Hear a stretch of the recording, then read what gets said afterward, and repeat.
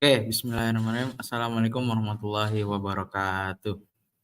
So, welcome to WTT or Weekend Tech Talk event, where we nerd out on tech stuff. Thanks to our sponsor, partners, hosts, helpers, and you for being here. Let's hear from our first speaker, who will talk about simple configuration with EIGRP. So, to Muhammad Faras Alyubi, time is yours. Okay, thank you very much. Assalamualaikum warahmatullahi wabarakatuh. Thank you to our host Fauzan Abdul Rahman here for introducing me. And in today's occasion, I would like to do a simple AGRP configuration on CCNP topology. So it's a material based on uh, Cisco provider, and it is one of the materials that you gotta learn on CCNP. So let me share. So let me first introduce to you what is AGRP first. So AGRP is one of the protocol that is exclusive to Cisco provider. So only Cisco. So you can only use it on Cisco hardware. No other provider has the ability to use that kind of protocol. So AGRP itself is used usually by people to uh, automate routing on their hardware. So it will help a lot if you're trying to route a big and complex topology. So without further ado, we're gonna go into the actual configuration. So let me first share my screen. We bit share screen. Okay. Okay. So the topology for today's tutorial, it's gonna consist within three different routers. We got R1, R2, and R3.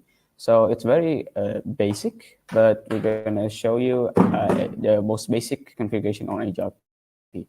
So we're gonna start by opening the terminal for each router. Now we're gonna get into the first router, which is R1. Okay, wait up. It's kind of laggy in here.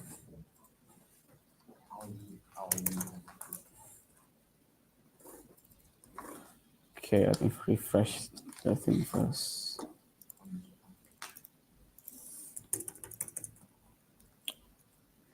Okay.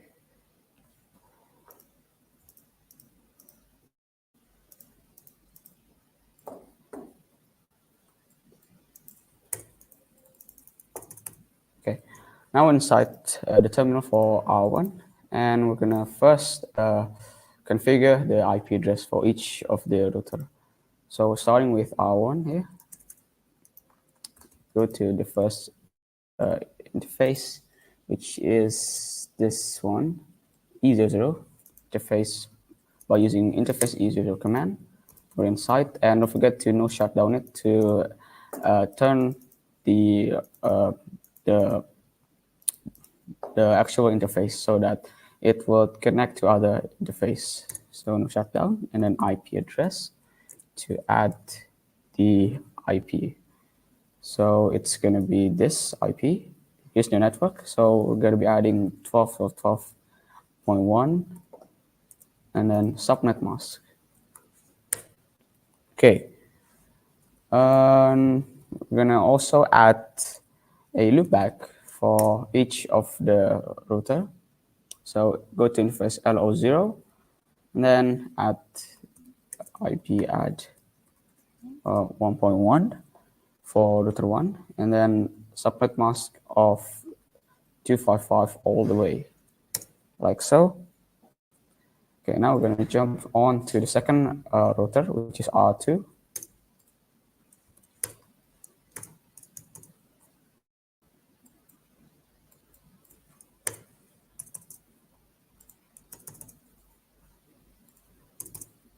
Okay, we're going to zoom it because it's too small. Okay, enable. Configure to host name first to change the name R2.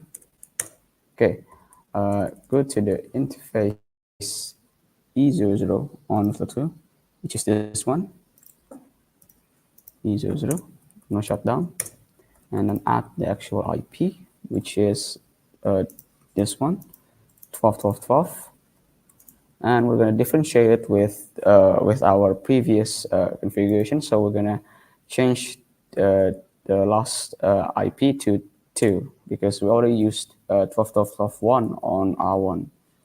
And don't forget to add the subnet mask. Okay.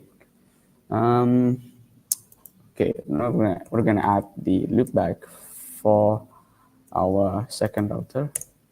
Interface loopback 0, then add the IP, which is this one, and then subnet mask all the way with 255. Since R2 is connected and acts as a bridge to R1 and R3, we're gonna configure the second route, which is E01 here.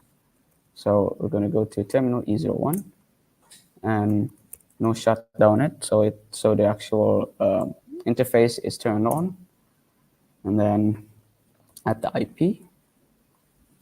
Now, since the network of E01 is different with the previous route, we're gonna differentiate it, and we're gonna use IP address 23 here, 23, and then 1, and don't forget to add subnet mask. Okay.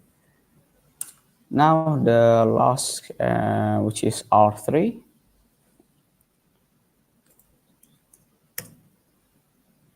Okay, enable figure terminal, and we're gonna go to the E00 interface of R3, guys. So interface E00, and we're gonna add the IP, which is 23, and then 0.2 because we already put the 0.1 on R2, and don't forget to add subnet mask, and yeah. Also, don't forget to shut down it so that the actual route is turned on. And we're gonna go to interface loopback to enter or add the IP address. So 333 and 255 for the subnet mask all the way. Okay. So since we already put and completed all the IP address configuration on each of the router from R1 to R3, we're going to try to add the EIGRP for each of the router. So exit first, and then type in router EIGRP 10. You can do any number, but this is actually just a slot number, so you can put like any number, and I don't know the actual max cap of it, but you can try. It's just a slot for each individual EIGRP configuration, so you can do any number other than 10. So we're gonna try to add the EIGRP 10, and then in here we're gonna try to advertise all of the network that was configured on each router. So for R1, we got the network of 12.12.12.0 and also the loopback network, which is 1.1. So network, wait, I forgot the actual command. Yeah, network, and then you can type in the network that you're gonna advertise. So we're gonna try with this network first, which is 12.12.0, if I'm not mistaken. Yeah, done. So by now, all of the IP address that was linked with network 12.12.12.0 is already going to be it's all going to be imprint it into the root list of R1. So we're going to also add and advertise the loopback so that the IP 1.1 is also imprinted on root list. Okay. Since also don't forget to use no auto summary to simplify the actual routing table. Okay. Now we're gonna go to the second route, which is alpha 2, and then exit first.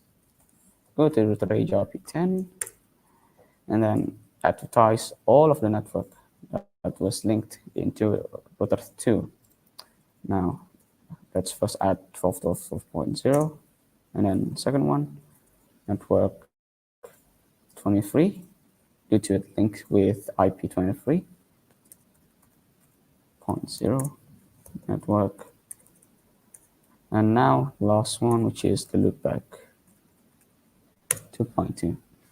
Okay, so all of it is going to advertise and it's going to imprint the actual IP that was linked to each network onto the routing table.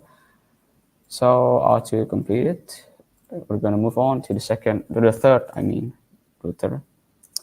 So exit first, router EIGRP10, then network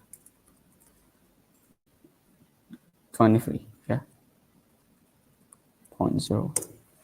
And then last one, we're going to add the loopback. All right, so we're going to try to check if the routing table has changed or not. So I'm going to go do show IP route. Okay, so as you can see, the loopback is already imprinted on the routing list, and all of them are linked into one another. So you can actually see that EIGRP can also be used to dynamically or to automatically advertise or set up or being linked to one another, so that it will need you a less time. Or so the simplified all of this is that EIGRP simplified routing by automatically advertised all of the IP that is linked to each network by only implementing the network, not by inputting all of the IP one by one, like so. So yeah, I think if you try to ping R1 to R3 or R1 to R2 and so on, you can actually get a ping back from each of the coding router. So all of these are now connected to one another by using EIGRP. Okay, so we're gonna try to test ping on each router. So we're gonna exit first, exit and exit. Okay, I'm gonna try to ping router 2. Yeah, I'm gonna try to ping its loopback. Or let's try let's loopback first. Ping 2.2, and as you can see, the success rate is 100%. So that means it is connected. Now I'm going to try with R3. Yeah? Ping 3.3, and it also is a success on both sides. We're going to try to ping from R3 to R1. Ping 1.1. And yeah, it works. So yeah, I think that's it for today's lab on simple configuration on EIGRP, Cisco CCNP. So yeah, I think that's it, guys. Thank you for your attention. Assalamualaikum warahmatullahi wabarakatuh. Goodbye. Okay, that was awesome. Thanks to our speakers, sponsor, partners, helpers, and you for being here. We hope you learned something new and had fun. We hope to see you again at our next WTT or Weekend Touch Solve event, where we will continue to share our knowledge and passion for technology with each other. Until then, stay curious, stay creative, and stay connected. Thank you, and wassalamualaikum warahmatullahi wabarakatuh.